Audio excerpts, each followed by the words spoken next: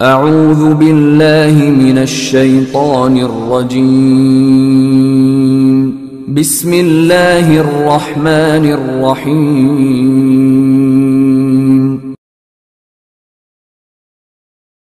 ناظرین، جس طرح سے کہا گیا کہ جو بھائی سوال کرنا چاہتے ہیں اپنا ہینڈ ریز کر کے رکھیں، انشاءاللہ میں مائک کھول دوں گا، آپ براہ راست شیخ محترم سے اپنا سوال پوچھ سکتے ہیں۔ تب تک کے لیے شیخ چاٹ میں ایک شہریار احمد صاحب ہیں، بہت ہی خوبصورت سوال کرتے ہیں کہ کیا میری نانی چھوٹی چھوٹی سورے پڑھ کے تراویح پڑھ سکتی ہیں؟ اور ایسے ہی ان کا دوسرا حصہ بھی ہے کہ قرآن پڑھنے کا افضل وقت کیا ہے؟ بارک اللہ فیک۔ اچھا، تو دو سوال ہے۔ پہلا سوال ہے ہماری نانی کہہ رہے ہیں کہ انہیں چھوٹی چھوٹی صورتیں یاد ہے، کیا تراویح پڑھ سکتی ہے؟ تو تراویح اگر خود پڑھ رہی ہیں تو پڑھ سکتی ہے، لیکن پڑھا نہیں سکتی اگر پیچھے مرد ہیں۔ تو اگر اکیلے پڑھ رہی ہیں جائز ہے، اور وہی چھوٹی صورتوں کو بار بار دہرا رہی ہیں، کوئی حرج نہیں ہے۔ اللہ تعالیٰ فرماتا ہے فَقْرَؤُوا مَا تَيَسَّرَ مِنَ الْقُرْآنِ، کہ جو میسر ہو، جو آسان ہو وہ پڑھو۔ یہ نماز میں اور یعنی فرض ہو یا نوافل ہو تو اس کی کوئی تحدید یا مقدار نہیں ہے۔ نہ تراویح میں ضروری ہے کہ سورۃ البقرہ سے شروع کیا جائے، نہ یہ ضروری ہے کہ پورا قرآن ختم کیا جائے۔ اور دوسرا سوال، قرآن پڑھنے کا افضل وقت کیا ہے؟ تو پہلی بات تو یہ کہا جائے گا کہ آپ قرآن مجید پڑھیں جب بھی پڑھیں، یہ کبھی بھی پڑھ سکتے ہیں، اس کا کوئی نماز کی طرح اوقات نہیں ہے، یعنی ممنوع وقت نہیں ہے، تو کبھی بھی پڑھیں جس میں آپ کی آسانی ہے، جس میں آپ دیکھ رہے ہیں کہ ہم وہاں کوئی اور مشغولیت نہیں ہے، ذہن میں اور تشویش نہیں ہے، تو آپ اس کا اہتمام کریں۔ ویسے اگر بہتر کی بات ہے تو آخری تہائی رات میں لا شک وہ زیادہ بہتر ہے، جس وقت اللہ رب العزت دنیا کے آسمان پر نازل ہوتا ہے۔ ایسے ہی بہترین وقت میں سے یہ بھی ہے، فجر کی نماز کے بعد آپ پڑھیں اور ایسے ہی ذکر کرتے رہے یہاں تک کہ سورج کا طلوع ہو جائے، اور اشراق کے 15 منٹ کے بعد پھر 2 رکعت نماز پڑھیں، تاکہ حج اور عمرہ کا مکمل ثواب ملے، جس طرح کی ترمذی کی روایت ہے اور مسلم کی روایت میں کہ نبی صلی اللہ علیہ وسلم فجر کے بعد اپنے مصلی پر بیٹھتے تھے اور طلوع شمس تک اللہ کا ذکر کرتے تھے۔ بارک اللہ فیکم وجزاکم اللہ خیرا۔ جزاکم اللہ خیر۔ میں عبداللہ صدیقی صاحب، آپ کا مائک کھول رہا ہوں، آپ سوال پوچھ سکتے ہیں۔ السلام علیکم شیخ۔ ایک صاحب جی، شیخ ہمارے ایک بھائی ہے جس کی عمر 12 سال ہے، تو کیا ان پر روزے فرض ہے؟ ماشاءاللہ، بہت اچھا سوال۔ اچھا، آپ کی عمر کتنی ہے؟ میری عمر 12 پلس ہے۔ اچھا، تو وہ بھی آپ کے ہی عمر کے ہیں۔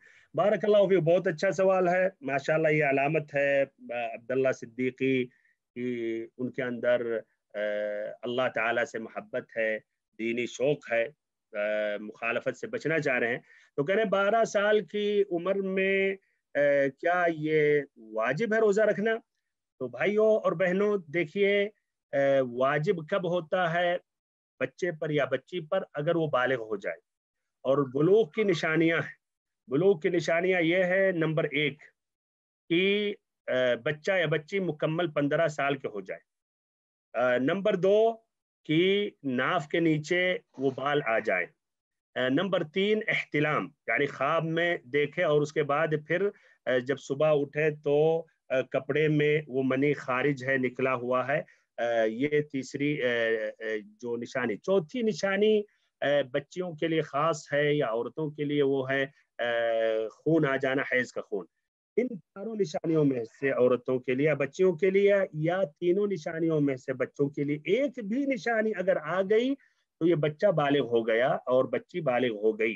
اس طرح اس پر روزہ رکھنا فرض ہو گیا، نماز بھی پڑھنا فرض ہو گیا، شریعت کے جتنے احکام ہیں وہ اس پر واجب ہو گئے، اور یہ اس طرح یہ قلم تکلیف جاری ہو گیا، یعنی وہ فرشتے مقرر ہو جاتے ہیں، بیٹھ جاتے ہیں نیکیاں لکھنے کے لیے، اور ایسے ہی جب مخالفات کریں گے تو غلطیاں بھی لکھنے کے لیے، اور اس سے پہلے بالغ ہونے سے پہلے وہ قلم مرفوع رہتی ہے، جس طرح علی رضی اللہ عنہ کی حدیث ہے رفع القلم عن 3 النائم حتى يستيقظ والمجنون حتى يفيق والصغیر حتی یبلغ، 3 لوگوں پر قلم تکلیف جاری نہیں ہے. ایک تو آدمی جو سو گیا یہاں تک کہ اٹھ جائے اگر اپنے ہوش و حواس میں نہیں ہے، ایسے وہ مجنون جو ہے، جو مسکین اس کے دماغ برابر نہیں ہے، تو وہ بھی یہاں تک کہ اس کی عقل ہوش و حواس واپس آ جائے، ایسے ہی وہ بچہ یہاں تک کہ بالغ ہو جائے. تو بارک اللہ فیکم، اچھا سوال تھا. اور یہاں تنبیہ کر رہا ہوں، بہت سے بچے یا گھر والے بچیاں بالغ ہو جاتی ہیں، وہ ابھی بھی سمجھتے ہیں کہ بالغ نہیں ہوئے، اسی لیے کہتے ہیں نہیں روزہ نہیں رکھو. یعنی اتنی رحمت اور شفقت سے دیکھتے ہیں، جبکہ رحمت اور شفقت میں نہیں داخل ہے، یہ شریعت کی مخالفت کر رہے ہیں. آپ کو ان کی تشجیع کرنی چاہیے. رہی بات الگ، اگر وہ روزہ رکھے اور مان لیتے ہیں کہ اتنی تکلیف ہو گئی کہ اب بے ہوش ہو سکتے ہیں، تب ادھر الگ مسئلہ ہے، ادھر شریعت اجازت دیتی ہے کہ آدمی روزہ توڑ دے. لیکن اس طرح شروع ہی سے لاپرواہی کرنا، یا کچھ بچیاں بالغ ہو جاتی ہیں تب بھی شرماتی ہیں اور وہ پھر روزہ نہیں رکھتی ہیں، یا کہیں حیض کا مہینہ آتا اس دنوں میں بھی روزہ رکھتی رہتی ہیں، پھر بعد میں انہیں قضا کرنا رہتا، نہیں قضا کرتی ہیں. تو یہ تمام چیزوں کا خیال کرنا چاہیے. بارک اللہ فیکم وجزاکم اللہ جزاکم خیر. اللہ خیر. شیخ ایوب اختر صاحب ہیں قطر سے، سوال کرتے ہیں کہ اگر کوئی کورونا کا مریض ہے، پازیٹیو ہو گیا، تو اس کے لیے روزے کا کیا حکم؟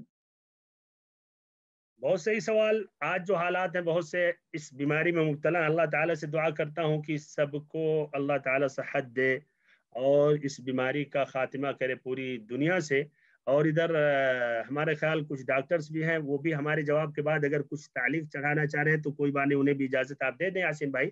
اس میں ڈاکٹر عبدالعزیز صاحب بھی شاید کچھ کہنا چاہ رہے ہیں. تو میں ادھر یہ جواب اس کا یہ ہے، کورونا وائرس کا جو بیمار ہے، اگر اس کی یہ کیفیت ہے، یہ پوزیشن ہے کہ روزہ نہیں رکھ سکتا ہے، تو وہ اس کا حکم اس میں داخل ہے، وہ مریض ہے.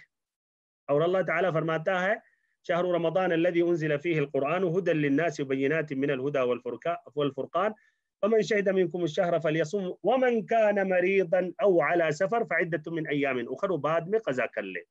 اگر اس تک ہے کہ ڈاکٹر نے منع کیا ہے، یا برابر اسے چاہیے کہ گلا سوکھے نا، اس سے تکلیف اس کی بڑھ جائے گی، تو یہ عام ہے. کورونا بیماری میں مبتلا ہو یا اور بیماری، اگر اس سے بیماری بڑھ سکتی ہے یا دیر سے اسے شفا یابی حاصل ہوگی، تو ایسی حالت میں وہ روزہ نہ رکھے، بعد میں وہ قضا کر لے. لیکن اگر بیماری ہلکی ہے، جس طرح نزلہ زکام آ جاتا، سر میں درد ہے، اتنا بڑا مسئلہ نہیں ہے، تو ظاہر بات ہے وہ روزہ رکھیں گے.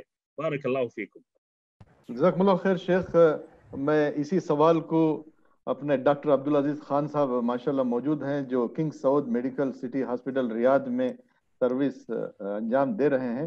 میں ان سے گزارش کروں گا کہ اسی سوال کو ایوب صاحب کے کہ کیا کورونا کے مریض پازیٹیو ہونے کے بعد اس کے لیے روزہ رکھنا کہاں تک صحیح ہے طبی نقطہ نظر؟ السلام علیکم ورحمۃ اللہ وبرکاتہ. بہت بہت شکریہ، آپ نے موقع دیا. اصل میں اس میں کرونا وائرس ہم سب کو پتہ ہے کہ یہ میں بھی لگ بھگ 80% لوگوں کو بہت مائلڈ، جیسے عام زکام ہوتا ہے ویسے ہوتا ہے. تو ان لوگوں کے لیے تو کوئی روزہ رکھنے کا نہ رکھنے کا کوئی جواز نہیں ہے، کیونکہ وہ بہت ہی مائلڈ، جیسے عام زکام آپ کو اور ہم کو کسی کو لگتا ہے کچھ دنوں کے بعد ٹھیک ہو جاتا ہے، تو وہ ویسے ہی ہے. وہ اس کے بعد کچھ پرسنٹیج کو 5 یا 10% لوگوں کو اس طرح کا ہوتا ہے کہ ان کو سانس لینے میں تکلیف ہوتی ہے، بخار زیادہ ہوتا ہے اور ان کو پھر ہاسپٹل جانا پڑتا ہے. تو جب خدا نہ کرے کوئی اس طرح کی سٹیج پہ آگے کہ اس کو ہاسپٹل جانا ہے، تو وہاں تو پھر وہ ایک میڈیکل جو ہے وجہ بھی ہو جائے گی روزہ نہ رکھنے کی. لیکن ایز سچ اگر کسی کا ٹیسٹ کیا ہے وہ کورونا پازیٹیو ہی ہے اور وہ بالکل صحیح ہے، زکام ہے تھوڑا بہت، تو اس میں روزہ رکھنے میں میرے حساب سے کوئی مشکل نہیں ہوگی. باقی اللہ بہتر جانتا ہے. جزاکم اللہ خیر بارک اللہ فیک. جزاک اللہ. ڈاکٹر عبدالعزیز خان صاحب، جزاکم اللہ خیر. میں محمد صاحب ہیں، ان کا مائک کھولتا ہوں، آپ تیار رہیے گا. مگر اس سے پہلے ایک سوال چاٹ میں سید نورل صاحب لکھتے ہیں، جو کہ یہ بہت سارے لوگوں کا بھی سوال ہو سکتا ہے، کہ جیسا کہ اعلان کیا گیا ہے کہ صلاۃ التراویح و عید الفطر ہم سب کو گھر میں ہی پڑھنی چاہیے، لہٰذا عید الفطر کی نماز گھر پر کیسے ادا کی جائے، تفصیل سے وضاحت کریں. جزاکم اللہ خیر. बारकल्लाहु फीक, तफसील से वजाहत करने की ज़रूरत नहीं है। जिस तरह आप ईद की नमाज जाके ईदगाह में पढ़ते थे इमाम के पीछे, तो वो उसी कैफियत में घर में भी पढ़ ले। यानी शुरू में अल्लाह अकबर तकबीरा तहरीमा के बाद 7 तकबीर ज़वाइद, फिर सूरत फातिहा पढ़ें और जो मुयस्सर हो, या सब्बिह इसम रब्बिकल आला, फिर रुकू सुजूद जिस तरह करते हैं। दूसरी रकात में जब खड़े हुए अल्लाह अकबर कह के, तो फिर उसके बाद आप ये क्या 6 तकबीर कहेंगे, अल्लाह अकबर कहेंगे, और फिर उसके बाद सूरत फातिहा पढ़ेंगे और अलगाशिया या जो भी मुयस्सर हो, फिर सलाम फेर ले। ये ईद की नमाज हो गई। घर में ऐसे ही अदा करेंगे, और लेकिन घर में जब पढ़ रहे हैं तो खुतबा फिर देने की ज़रूरत नहीं। ये अहले इल्म का यही फतवा है कि ईद की नमाज अगर छूट जाए तो घर में आप कज़ा कर ले। अनस रज़ियल्लाहु अन्हु से भी यही मरवी है। बारकल्लाहु फीकुम। जी यूसुफ अब्दुल्ला साहब, आप अपना सवाल पूछ सकते हैं, माइक खोल दिया गया है। जी अस्सलाम वालेकुम शेख। वालेकुम सलाम व रहमतुल्लाह। मेरा एक सवाल ये है कि जैसे कि किसी फैमिली को मतलब जरा बच्चा आवाज नहीं, से पूछिएगा। हाँ किसी फैमिली में मतलब कि हस्बैंड वाइफ में बच्चा नहीं हुआ, तो वो जो बच्चे अडॉप्ट करते हैं तो क्या वो बड़े होने के बाद उनके लिए महरम होते हैं या फिर क्या? बारकल्लाहु फीक, आपका सवाल यह है कि मसलन आपने किसी बच्चे को गोद लिया और उसके कहीं से भी किसी के ज्यादा बच्चे थे, या ऐसे ही होते हैं कुछ यतीम बच्चे आपने ले लिया, तो ये आपने किया। पहली बात तो एक अच्छा काम आपने किया, अच्छा एक अमल है। किसी की परवरिश आपने की, उसको पाला बड़ा किया। लेकिन इधर पहली बात तो यह है कि अपनी तरफ इसका मंसूब नहीं करें।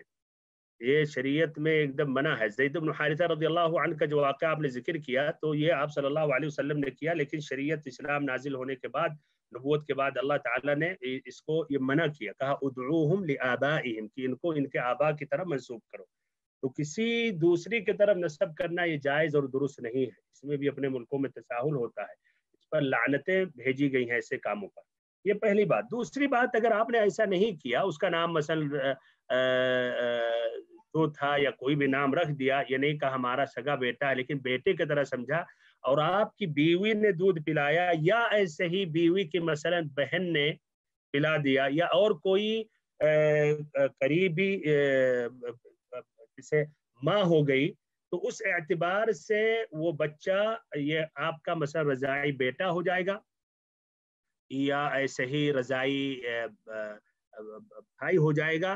तो ये एक शरई हीला है। अगर ऐसा किया आपने, ये रज़ाअत बचपन में उसका एहतमाम कर दिया गया, तो इस तरह फिर वो आपके लिए महरम हो जाएगा। वही वो अहकाम हैं। आपकी जो बीवी है उसकी ये माँ, ये बेटा हो जाएगा, रज़ाई बेटा, और उस लड़के का ये रज़ाई माँ हो गए, आप भी रज़ाई बाप हो गए, और महरम भी उसका हो सकता है, महरम होगा। और फिर इस तरह खलवत भी जायज़ है, सफ़र भी उसके साथ जा सकता है, ये जायज़ है। बारकल्लाहु फीकुम। जज़ाकुमुल्लाह खैर। शेख नज़ीर आरिफ साहब लिखते हैं कि शरीयत के नुक्ते नज़र से कुरान को कितने दिन में ख़त्म करना चाहिए? बारकल्लाहु फीकुम। अगर आप कहना चाह रहे आम हालात में एक आदमी जो और कामों में लगा हुआ है और भी फ़राइज़ जिम्मेदारियां पूरा कर रहा है, तो इधर नबी सल्लल्लाहु अलैहि वसल्लम ने अब्दुल्लाह इब्न अम्र इब्न अल-आस को तो 1 महीने में कहा ख़त्म करने के लिए। फिर जब उन्होंने कहा हम और कर सकते हैं तो 20 दिन कहा, फिर कहा और कर सकते हैं तो 10 दिन कहा, फिर कहा कि अगर और तो 3 दिन, और कहा जब उन्होंने कि मैं इससे भी ज़्यादा कर सकता हूँ, तो आपने ये यानी इससे मना किया। और ऐसे ही हदीस में ये भी है कि जो 3 से कम दिनों में ख़त्म करता है तो कुछ भी नहीं समझा। तो आम हालात की बात हो रही है, तो 3 दिन से कम में नहीं ख़त्म करना चाहिए।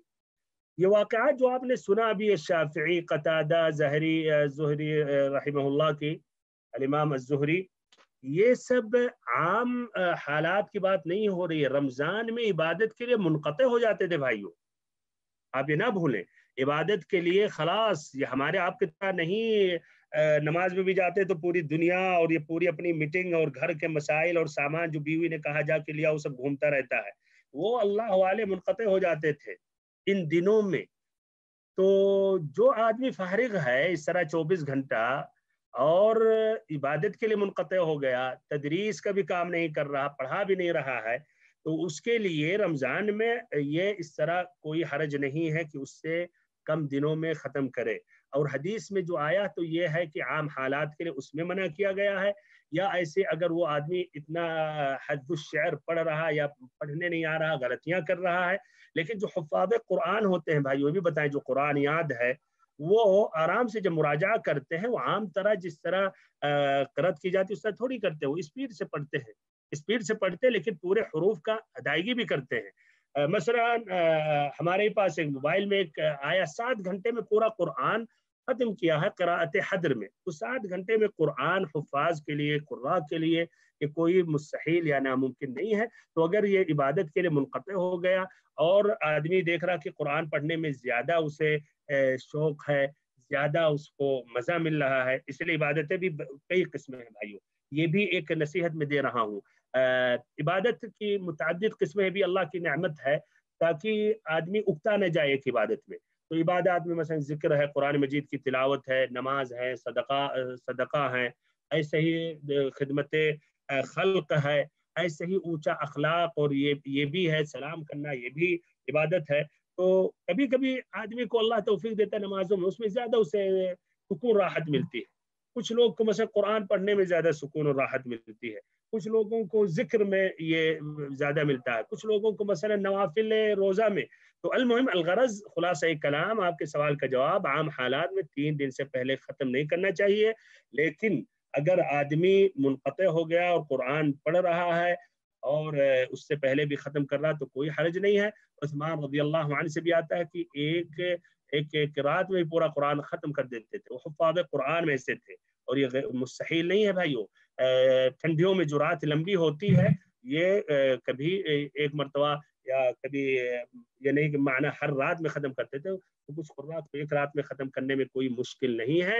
اور یہ بھی دیکھا گیا تجربہ سے کہ 7 گھنٹے میں قرآن ختم کیا جا سکتا ہے۔ بارک اللہ فیکم۔